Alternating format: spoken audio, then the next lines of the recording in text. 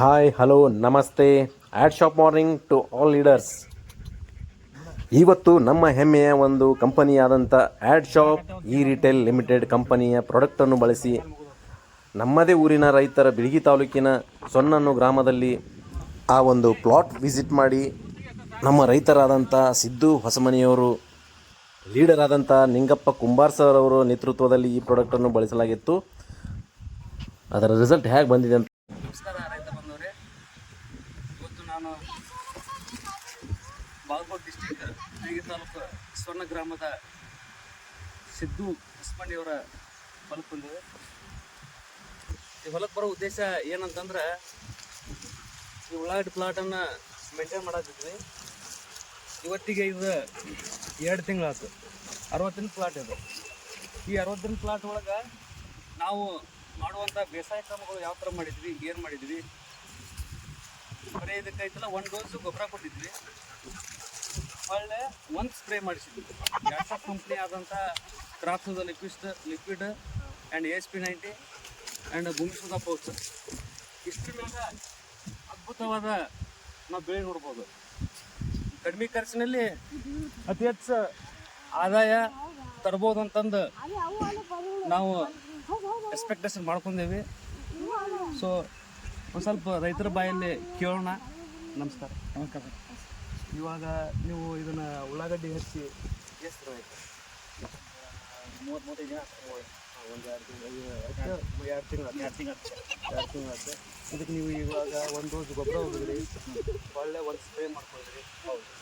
ನಿಮ್ಗೆ ಬೇರೆ ಉಳ್ಳಾಗಡ್ಡಿಗೆ ನಿಮ್ಮ ಉಳ್ಳಾಗಡ್ಡಿಗೆ ಯಾವ ಥರ ಅನ್ಸುತ್ತೆ?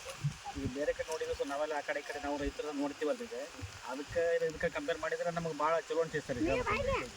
ಯಾಕಂತಂದ್ರೆ ಇದ್ರಾಗ ನೀವು ಹೇಳೋ ಪ್ರಕಾರ ನಾವು ಅದಕ್ಕೆ ಡೋಸು ಗೊಬ್ಬರ ಅದ್ರ ತಕ್ಕಂಗೆ ನೀರು ಎಲ್ಲ ಮಾಡ್ಕೊಂಡಿವಿ. ಅದೆಲ್ಲ ನೀರು ಮದದ್ರಿ ಹೇಳ್ಬೇಕಾದ್ರೆ ಗಂಡಿನ ಗುಂಡು ಐತಿ, ಯಂತ್ರ ಐತಿ, ಅದರೆಲ್ಲ ತಮ್ಗೆ ಇಸ್ರೇಕ ಹೋಪ್ ಐತೆ ಸರ್. ಚಲೋ ಮುಂದಿನ ಆದಾಯ ಜಾಸ್ತಿ ಬರಬೇಕು ಹೋಪ್ ಐತೆ ಸರ್. ನೆಕ್ಸ್ಟ್ ನಮ್ಗೆ ಇದು ರಿಸಲ್ಟ್ ಗೊತ್ತಾಗೈತೆ, ನಮ್ಗೆ ಚಲೋ ಐತೆ ಅಂತ ನಮ್ಗೆ ಗೊತ್ತೈತಿ.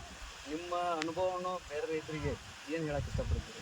ನೋಡಿ ಸರ್, ಈಗ ನೀವು ಹೇಳೋ ಪ್ರಕಾರ ನಾವಂತೂ ಇದನ್ನು ಯೂಸ್ ಮಾಡಿದ್ರಿ, ನಮಗಂತೂ ರಿಸಲ್ಟ್ ಚಲೋ ಐತಿ.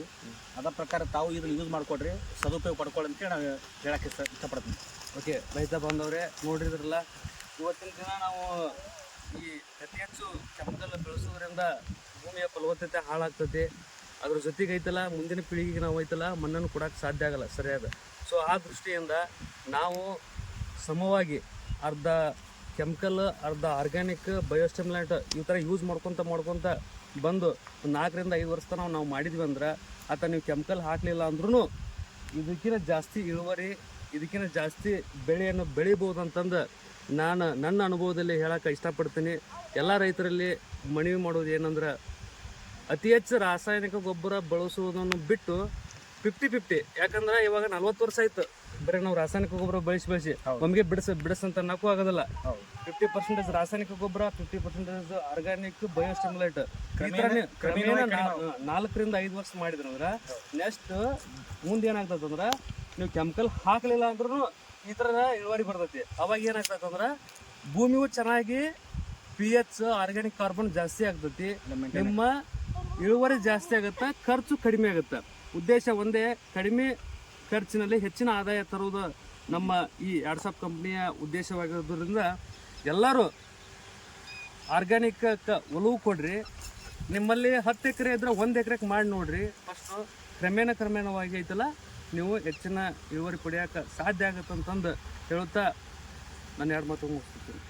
ಓಕೆ.